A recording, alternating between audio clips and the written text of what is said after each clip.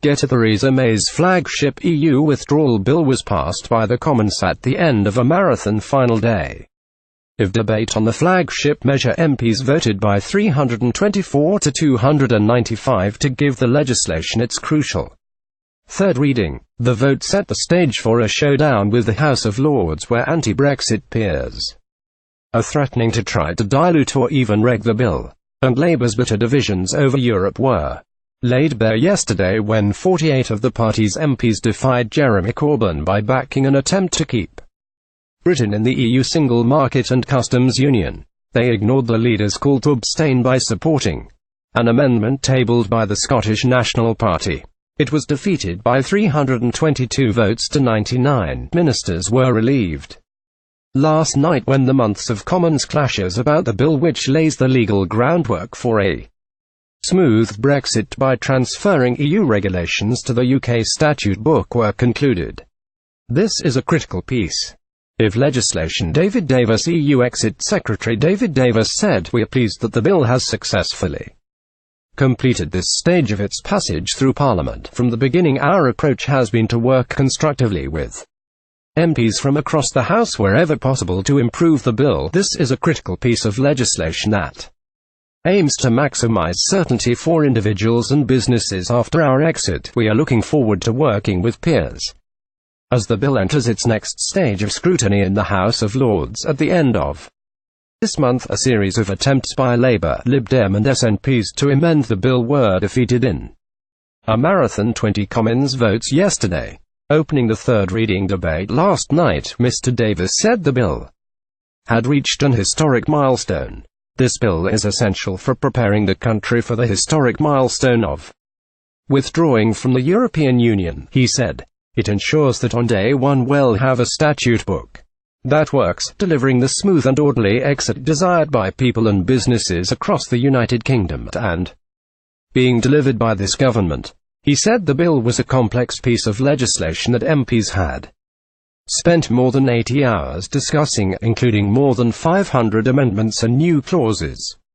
GETTY 48 Labour MPs defied Jeremy Corbyn by backing an attempt to keep Britain in the EU single market. Emma Davis added, "All of us as elected representatives have a shared interest in making this bill a success in the national interest. The government has said time and again that we would listen carefully to all suggestions put forward, and where honourable members made a compelling case we would respectfully consider and act accordingly. In this debate, we've often heard the very best of what this House is here to do." He went on, "I believe this House has risen to the occasion in ensuring this bill continues its journey throughout Parliament in a much improved form. I commend it to the House. I believe, Mr. Speaker, this is a historic occasion." Labour's shadow Brexit Secretary Sir Keir Starmer attacked the bill as not fit for purpose and claimed it contained a string of serious defects.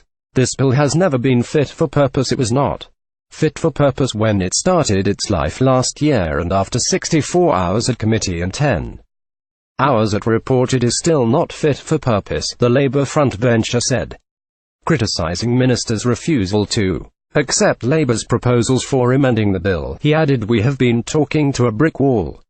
The government has not accepted any of the points that the opposition has raised. They have conceded some ground on their own side. They have not taken seriously the propositions and the arguments that we have put forward on this side, and that is unusual in my experience of dealing with bills." Sir William Cash urged the House of Lords to accept the Brexit result. "They have simply, robotically voted down all opposition amendments."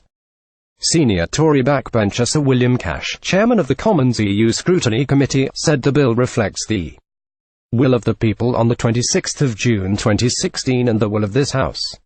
He urged the House of Lords to accept that the referendum had been triggered by Parliament and its result must be carried through. During the earlier report stage of the bill yesterday, a former Cabinet Minister Justine Greening warned of a Brexit backlash from younger voters. Thursday, January 11, 2018, protests kick off in Sofia as Bulgaria takes over its first presidency of the European Council. The ex-education secretary, who quit the government during a reshuffle earlier this month said the bottom line is that looking ahead, if Brexit doesn't work for young people in our country, in the end it will not be sustainable. When they take the place here, they will seek to improve or undo what we've done and make it work for them. So we do absolutely have a duty in this House to look ahead and ensure that whatever we get is sustainable and works for them. Asked about Ms Greening's comment, Theresa May's official spokesman said the Prime Minister is clear that she is determined to deliver a Brexit which works for all sections of society. Of course that would include young people.